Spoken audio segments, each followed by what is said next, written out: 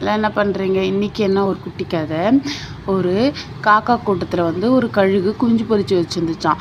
அப்போது அந்த காக்காட்ட போயிட்டு அம்மா அம்மா கழுகு குஞ்சு கேட்டுச்சான். இதே மாதிரி அந்த கழுகு மாதிரி நானும் வேகமாக மேலே பறப்பேன் அம்மான்னு கேட்டுச்சான். அதுக்கு இல்லை, அது கழுகு, நம்மளால அவ்வளோ எல்லாம் பறக்க முடியாது, நம்ம ஒரு காக்கா கூட்டம்னு சொல்லிச்சான்.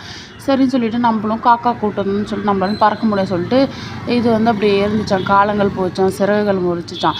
அப்போது இதுக்கு மேலே ரொம்ப பறக்கணும்னு ஆசையான்.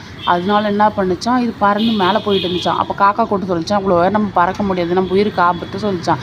இது மேலே மழை பறந்து போயிட்டே இருக்கிறப்ப இடி மின்னல் வந்து இது கழுகு வந்து கீழே வந்துருச்சான். வந்தோடனே எல்லா காக்கா கூட்டமும் பார்த்து சிரிச்சிச்சான். பார்த்தல, நம்ம வந்து கழுகு இல்லை, நம்ம காக்கா அப்படி சொல்லிட்டு. ஒரு நாள் இதுக்கு ரொம்ப கோவம் வந்து நம்ம பறந்தே ஆகணும்னு சொல்லிட்டு இது மேலே மேலே மேலே பறந்து போய்கிட்டே இருந்துச்சான். மேகம் எல்லாம் தாண்டி மேலே பறந்து போச்சு. அப்போ தான் நினச்சிச்சான், நம்ம காக்கால நம்ம கழுகுன்னு. அது மாதிரி தான் நமக்கு எல்லாருக்குமே ஒரு திறமை இருக்கும்.